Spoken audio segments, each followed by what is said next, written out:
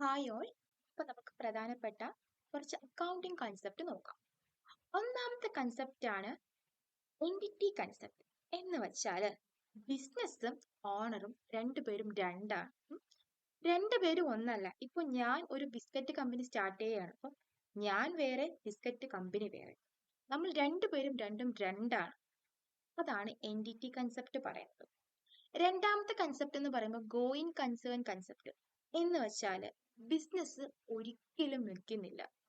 Long റണ്ണിൽ ചിന്തിക്കുന്ന ഒരു concept. എന്ന് വെച്ചാൽ ബിസിനസ് എന്ന് പറഞ്ഞാല് ഇപ്പൊ ഞാൻ തുടങ്ങിയ എന്റെ ബിസ്ക്കറ്റ് കമ്പനി ഒരിക്കലും നിൽക്കുന്നില്ല. ഇങ്ങനെ ലോങ് റണ്ണിൽ പൊയ്ക്കൊണ്ടിരിക്കുകയാണ് 20-30 വർഷം.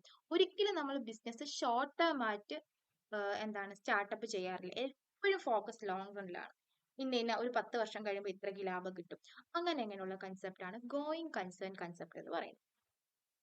മൂന്നാമത്തെ കൺസെപ്റ്റ് എന്ന് വെച്ചാൽ മണി മെഷർമെന്റ് കൺസെപ്റ്റ്. എന്ന് വെച്ചാൽ നമ്മുടെ ബിസിനസ്സിൽ എല്ലാം മോണിറ്ററി ടേംസിലാണ് കണക്കാക്കുന്നത്. എന്ന് വെച്ചാൽ നമ്മുടെ ബിസിനസ്സിൽ എപ്പോഴും നോക്കുന്ന ബിസിനസ് എന്ന് പറയുമ്പോഴേ നമ്മൾ എല്ലാം പൈസപരമായിട്ടുള്ള കൺസെപ്റ്റ്സ്. പക്ഷെ പൈസപരമായിട്ടുള്ള കാര്യങ്ങൾ മാത്രമേ നമ്മുടെ ബിസിനസ്സിൽ കാണത്തു. ഇപ്പൊ അക്കൗണ്ടിൽ നമ്മൾ മോണിറ്ററി ടേംസിൽ, അതായത് ക്യാഷ് കിട്ടുന്ന കാര്യങ്ങൾ മാത്രമേ എന്ത് ചെയ്യത്തുള്ളൂ, അവിടെ റെക്കോർഡ് ചെയ്യത്തുള്ളൂ. ഇതിനെയാണ് മോണിറ്ററി കൺസെപ്റ്റ് എന്ന് പറയുന്നത്. കോസ്റ്റ് കൺസെപ്റ്റ് എന്ന് വെച്ചാൽ എന്തോന്നാണ്? ചെലവ്.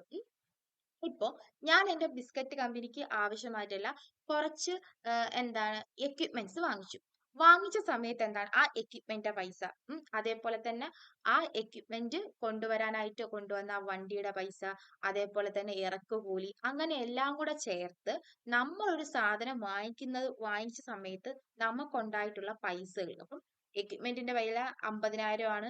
എക്വിപ്മെന്റ് കൊണ്ടുവന്ന വണ്ടിയുടെ ചാർജ് 5,000 ആണ്. അതേപോലെ തന്നെ ഇറക്കുകൂലി എല്ലാം കൂടെ ഒരു 1,000 വന്നു. അങ്ങനെ നമുക്ക് എത്രത്തോളം പൈസ നഷ്ടമായി, അതിനെയാണ് നമ്മൾ എന്തെന്ന് പറയുന്നത്? കോസ്റ്റ് എന്ന് പറയുന്നത്. ഒരു അസറ്റ് വാങ്ങിക്കാനായിട്ട് നമുക്ക് എത്രത്തോളം പൈസ നഷ്ടമായി അത്. അഞ്ചാമത് വരുന്ന കൺസെപ്റ്റ് ആണ് ഡ്യുവൽ ആസ്പെക്ട് കൺസെപ്റ്റ്.